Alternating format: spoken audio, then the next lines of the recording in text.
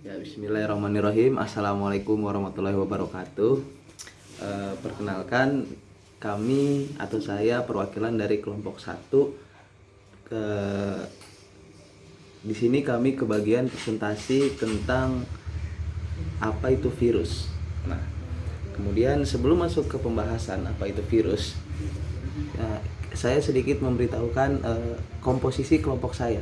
Pertama ada Salma Salsabiela Humaydi.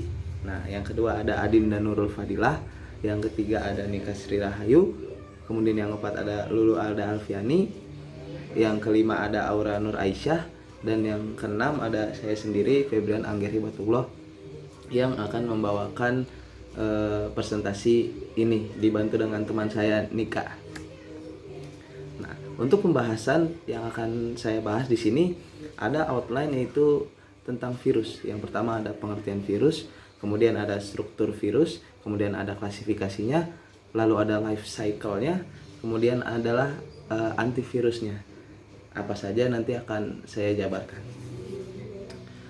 Oke, langsung masuk ke pembahasan pertama. Pertama, pengertian virus. Apa itu virus?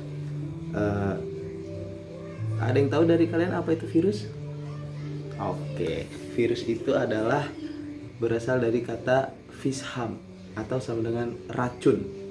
Nah, jadi virus itu adalah mikroorganisme yang bersifat parasit dengan menginfeksi atau memanfaatkan sel organisme biologis makhluk hidup lainnya seperti manusia, hewan, tanaman sebagai inangnya. Nah, kemudian ke pembahasan yang kedua adalah struktur virus. Struktur virus berukuran sangat kecil, sekitar 20 sampai 300 nanometer. Kemudian struktur kedua, virus terdiri atas asam nukleat DNA atau RNA yang dilindungi oleh molekul protein yang disebut kapsid. Lalu setiap subunit protein yang menyusun kapsid disebut sebagai kapsomer. Kapsid dapat berbentuk bulat atau sferik, heliks, polihedral, atau bentuk yang lebih kompleks. Nah, bisa dilihat di sini di PPT kami ada yang namanya struktur virus yang lebih terperincinya. Seperti di situ ada kapsid atau protein sheet, ada proteinnya, ada tobacco, dan ada lain-lainnya. Bisa dilihat sendiri di sini ya. Oke. Kemudian klasifikasi virus. Nah, di sini klasifikasi virus berdasarkan kandungan asam nukleat terbagi menjadi 2, yaitu virus DNA dan virus RNA. Nah, apa itu contoh virus DNA? Ada herpes simplex, herpes zoster, dan varicella zoster. Virus Epstein-Barr parvovirus, adenovirus, variola, cytomegalovirus atau CMV, human papilloma virus atau HPV. Kemudian yang di virus RNA ada HIV, hepatitis, rhinovirus, polivirus, influenza, rotavirus, virus rubella, dan lain-lain. Bisa dilihat sendiri di PPT yang telah kami buat ini. Oke. Lalu kemudian di sini ada nama-nama virusnya yang lebih terperinci. Ya, bisa dilihat sendiri di PPT kami, sudah ada gambarnya ya. Ini bisa dilihat di atas ini. Bisa dilihat. Ya, lalu ada life cycle virus atau siklus kehidupan virus. Nah, di sini bisa dilihat nih ada gambarnya. Nah, oke. Nah, tahapan siklus virus itu yang pertama ada tahap penempelan atau adsorpsi. Nah, pada tahap ini virus akan menempel pada sel inang dengan ikatan khusus antara kapsid protein virus dengan reseptor pada permukaan sel inang. Ikatan khusus ini membuat virus hanya dapat menempel pada inang tertentu. Apabila tidak cocok, maka virus tidak dapat menempel. Kemudian ada tahap yang namanya penetrasi. Nah, tahap penetrasi di mana virus berusaha masuk ke dalam membran plasma sel inang. Lalu yang ketiga ada tahap uncoating atau pelepasan, yaitu tahap di mana virus melepaskan sepenuhnya DNA atau RNA dari kapsidnya agar dapat menginfeksi si inang yang tadi telah ditempelin tadi itu sama si virus. Nah, lalu ada sintesis protein dan asam nukleat dari sel inang berhenti. Virus akan mengambil alih proses metabolisme sel inang. DNA dan RNA dari sel inang kemudian digunakan untuk menggandakan asam nukleat virus sebanyak-banyaknya, sebanyak mungkin. Nah, selain itu virus akan menggunakan protein yang terdapat pada sel inang untuk kemudian digunakan untuk menggandakan kapsid. Nah, lalu ada yang namanya tahap perakitan. Nah, pada tahap perakitan ini virus akan membentuk tubuh mereka. Pada tahapan ini, kapsid yang telah terbentuk pada tahap sintesis akan mulai diisi dengan asam nukleat yang telah terreplikasi sehingga menjadi virus yang utuh. Nah, lalu yang terakhir ada namanya assembly release. Nah, itu tentang life cycle virus atau siklus kehidupannya virus ketika sudah masuk ke dalam sel inangnya atau tubuh yang ditempeli si virus tersebut. Nah, kemudian slide selanjutnya ada yang namanya antivirus. Setelah kita tadi berbicara tentang panjang lebar tentang apa itu virus, bagaimana cara atau patofisiologinya atau life cycle virusnya itu bagaimana. Nah, sekarang saya di sini akan menjelaskan tentang antivirus. Nah, apa itu antivirus? Antivirus adalah sebuah agen yang membunuh virus dengan menekan kemampuan untuk replikasi. Oke, antivirus adalah, saya ulangi, sebuah agen yang membunuh virus dengan menekan kemampuan untuk replikasi, menghambat kemampuan untuk menggandakan dan memperbanyak diri. Nah, jadi si antivirus ini gunanya untuk supaya virus nggak memperbanyak diri ketika nempel di sel inang kita. Nah, pengembangan obat antivirus baik sebagai profilaksis ataupun terapi belum mencapai hasil yang diinginkan. Karena kenapa? Karena obat-obatan antivirus selain dapat menghambat dan membunuh virus, kemudian selanjutnya ada klasifikasi virus, klasifikasi obat, mohon maaf. Nah, jadi klasifikasi obat ini dibagi menjadi beberapa, yaitu ada yang pertama ada inhibition of attachment to or penetration of host cell, atau di sini kita kenalnya dengan menghambat sel host.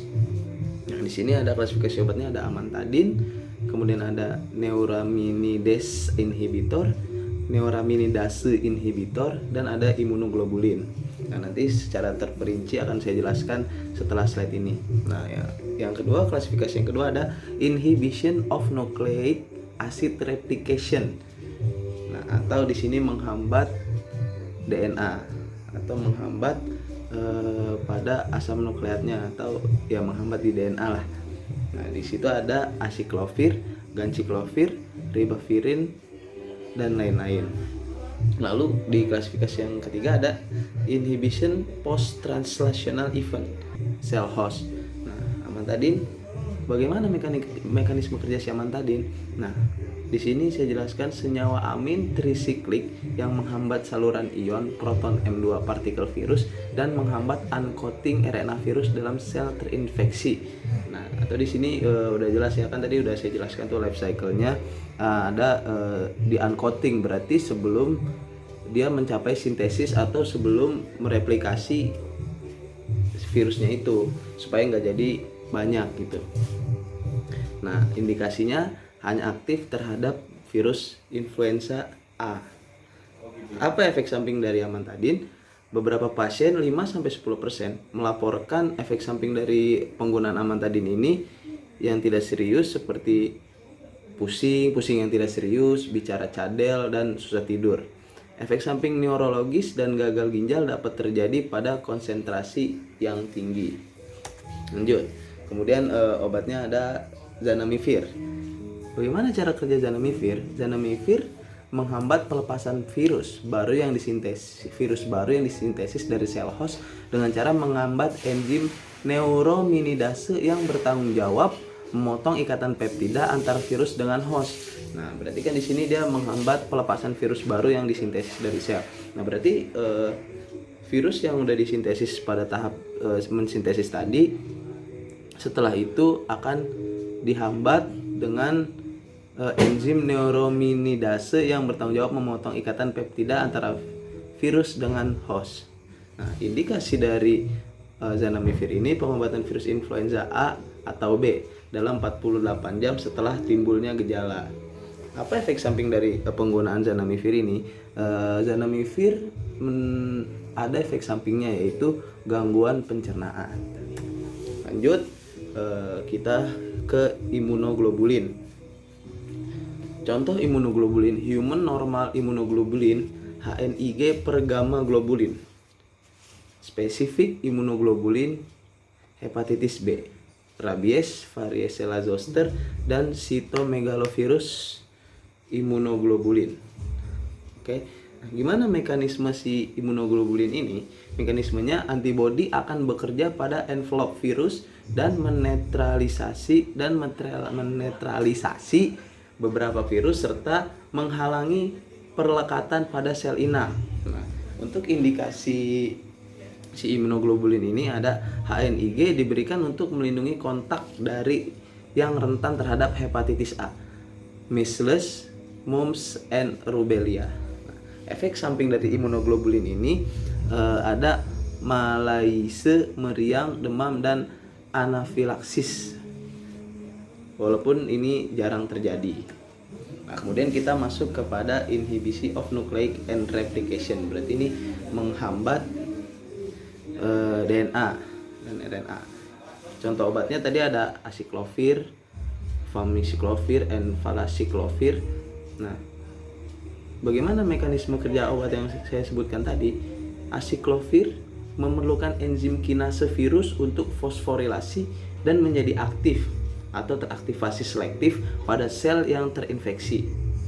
Mekanisme hambatan sintesis DNA virus yang pertama ada kompetisi dengan deoksi GTP untuk DNA polimerase virus berikatan dengan DNA template membentuk kompleks irreversible. Kemudian yang kedua ada terminase pemanjangan rantai DNA virus. Nah, untuk indikasi dari inhibition nucleic acid replication ini ada digunakan untuk profilaksis dan pengobatan herpes simplex dan infeksi virus varicella zoster maupun sistemik, khususnya pada imunokompromised. Lanjut, ada tadi saya sebutkan ada ganciclovir. Bagaimana mekanisme ganciclovir? Ganciclovir diubah menjadi ganciclovir monofosfat oleh enzim fosfat transferase yang dihasilkan oleh sel yang terinfeksi cytomegalovirus. Ganciclovir monofosfat merupakan sitrat fosfotransferase yang lebih baik dibandingkan dengan aciclovir. Waktu paruh eliminase ganciclovir trifosfat sedikitnya 12 jam, sedangkan aciclovir hanya 1-2 jam. Perbedaan inilah yang menjelaskan mengapa ganciclovir lebih superior dibandingkan dengan aciclovir untuk terapi penyakit yang disebabkan oleh cytomegalovirus. Nah, bagaimana sih indikasi obat ganciclovir ini? Indikasinya yaitu untuk pengobatan infeksi CMV pada orang dengan imunokompromis. Nah, ada efek sampingnya tentunya efek sampingnya yaitu reversible neutropenia pada 40% pasien, terkadang ada ruam, mual, dan selofalopati. Lanjut, kita ada ribavirin atau tribavirin. Mekanisme kerja dari ribavirin ini adalah analog nukleosida yang secara selektif mengganggu asam nukleat virus sintesis dengan cara yang mirip dengan aciclovir. Bagaimana indikasinya? Bronkitis, virus pernapasan lambat pada bayi, Lassa fever. Nah, itu indikasinya untuk itu. Kemudian efek sampingnya yaitu retikulositosis, depresi pernapasan. Nah, lalu pada golongan selanjutnya yaitu nukleosid analog reverse transcript inhibitor. Nah, contoh obatnya ada zidofudin atau AZT dan bisa dibaca dan lain-lainnya ada di PPT. Lalu mekanisme dari golongan ini adalah analog nukleotida ini semua memerlukan konversi intraseluler ke yang sesuai tryptospat nukleotid untuk aktivasi. Trifosfat aktif secara kompetitif menghambat reverse transcriptase dan menyebabkan terminasi perpanjangan rantai DNA setelah dimasukkan. Afinitas untuk viral reverse transcriptase adalah 100 kali untuk host DNA polimerase. Nah, indikasi dari golongan ini adalah untuk Digunakan untuk pengelolaan asimptomatik dan infeksi HIV bergejala dan pencegahan HIV pada ibu dan janin. Kemudian efek sampingnya adalah neuropati perifer, pankreasitis, diare, mual, dan hiperurisemia. Lanjut ke golongan yang selanjutnya di sini. Langsung saja contoh obatnya ada efavirenz dan nevirapin. Mekanisme dari golongan ini adalah mekanisme obat dari golongan ini adalah bekerjanya tidak melalui tahapan fosforilase intraseluler, tetapi berikatan langsung dengan reverse transkriptase HIV1 menginhibisi aktivasi DNA polimerase. Nah, efek samping dari golongan ini adalah ruam, pusing, dan sakit kepala dapat terjadi. Nah, lalu klasifikasi selanjutnya ada inhibition of post-translational event. Nah, di sini ada contoh obatnya itu saquinavir dan lain-lainnya. Mekanisme dari obat golongan ini adalah protease inhibitor, berikatan secara reversibel dengan enzim protease yang mengkatalisa pembentukan protein yang dibutuhkan untuk proses akhir pematangan virus. Akibatnya, virus yang terbentuk tidak masuk dan tidak mampu menginfeksi sel lain. Nah, indikasi dari obat dalam golongan ini adalah digunakan untuk pasien HIV asimptomatik dan simptomatik, dikombinasikan dengan reverse nukleosid atau yang sebelumnya tadi telah saya jelaskan. Nah, efek samping dari obat golongan ini adalah selanjutnya. Nah, di sini mekanisme dari golongan ini adalah interferon atau IFNS bersifat endogen sitokin dengan aktivitas antivirus yang biasanya diproduksi oleh leukosit atau sel darah putih dan sel-sel lain sebagai respon terhadap infeksi virus. 3 tipe utama dari interferon adalah interferon alfa, interferon beta, dan interferon gamma, dan telah terbukti memiliki imunoregulatori dan efek antiproliferatif. Interferon mengganggu proses penetrasi, uncoating, sintesis, translasi protein, assembly, dan rilis dan HIV yang ada HIV ini enfuvirtide HIV. Nah, di sini menghambat ketika penetrasi pada sel inang yang tadi. Nah, kemudian di sini ada blok by amantadin. Nah, gambar ini ya sebenarnya hanya rangkuman yang telah saya jelaskan tadi, yaitu seperti ini nih. Yang nomor 1 blok by HIV, HSV, dan RSV. Kemudian ada blok by amantadin. Itu Herpes zoster. Herpes zoster adalah penyakit yang disebabkan oleh virus varicella zoster yang bersifat terlokalisir. Nah, biasanya penyakit ini menyerang orang-orang dewasa dengan ciri berupa nyeri radikuler, unilateral, dan gerombolan vasikal yang tersebar sesuai dermatom yang diinervasi oleh satu ganglion saraf sensor. Nah, sekarang saya akan menjelaskan tentang epidemiologinya. Jadi, terdapat 1 juta kasus herpes zoster yang terjadi di Amerika Serikat per tiap tahunnya atau setiap tahunnya, dengan insiden 1,2 sampai 4,8 kasus per 1000 orang per tahun. Herpes zoster biasanya muncul pada orang berkulit putih 35% lebih tinggi dibandingkan orang yang berkulit gelap. Dan insiden meningkat 3-7 kali lebih tinggi pada orang yang berusia lanjut. Nah, untuk penjelasan selanjutnya dapat kalian baca dan pahami. Prevalensi. Menurut data Departemen Kesehatan, pada tahun 2011 sampai tahun 2013 didapatkan prevalensi herpes zoster dari 13 rumah sakit pendidikan di Indonesia sepanjang 2011 sampai tahun 2013 mencapai 2.232 kasus. Puncak kasus terjadi pada penderita berusia 45-64 tahun dengan jumlah 851 kasus atau 37,95% dari total kasus herpes zoster. Etiologi. Varicella zoster virus merupakan famili Human alpha herpes virus. Virus terdiri atas genom DNA double-stranded, tertutup inti yang mengandung protein, dan dibungkus oleh gliprotein. Virus ini dapat menyebabkan dua jenis penyakit, yaitu varicella, chickenpox, dan herpes zoster atau shingles. Sekarang saya akan menjelaskan tentang patofisiologi. Herpes zoster adalah penyakit yang disebabkan oleh virus varicella zoster. Virus DNA ini adalah virus yang menyebabkan penyakit cacar air, yang merupakan infeksi awal sebelum mengalami herpes zoster. Jadi herpes zoster hanya dapat muncul pada seseorang yang telah mengalami cacar air sebelumnya. Setelah episode cacar air telah sembuh, varicella zoster akan bersifat laten di dalam badan sel saraf. Kemudian varicella menyebar secara sentripetal ke sensoris fiber dan sensoris ganglion. Virus tersebut dorman dan tanpa menimbulkan gejala. Diagnosa herpes zoster biasanya ditegakkan berdasarkan riwayat kasus dan gambaran klinis yang khas, sehingga tidak diperlukan pemeriksaan laboratorium. Pelaksanaan penyembuhan herpes zoster sebagian besar adalah self-limit dan dapat disembuhkan tanpa intervensi. Antiviral oral berikut direkomendasikan.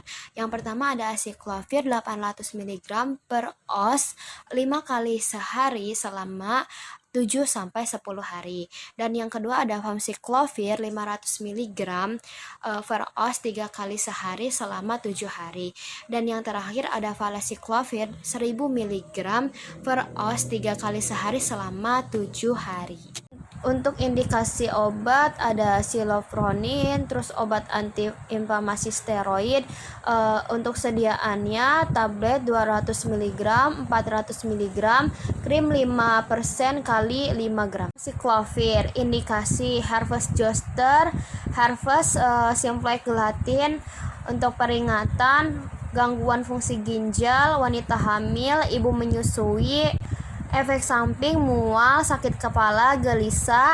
Untuk interaksi obatnya itu probenecid, sediaan tablet 125 mg, 250 mg, 500 mg, dan 750 mg. Akhir valacyclovir indikasi infeksi herpes zoster. Peringatan lihat acyclovir, gangguan hati dan ginjal.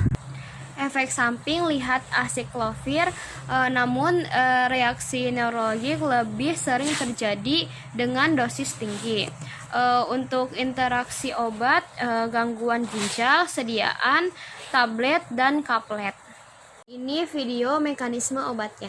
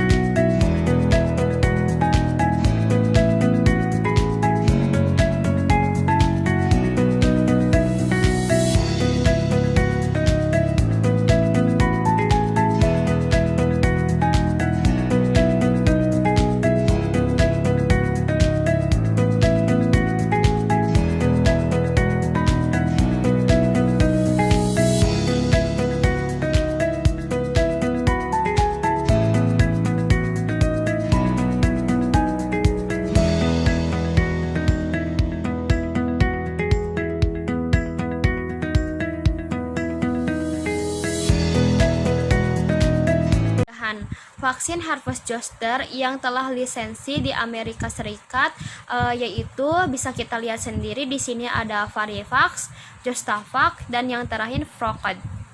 Sekian penjelasan dari kelompok 4 mengenai virus. Semoga bermanfaat. Wassalamualaikum warahmatullahi wabarakatuh.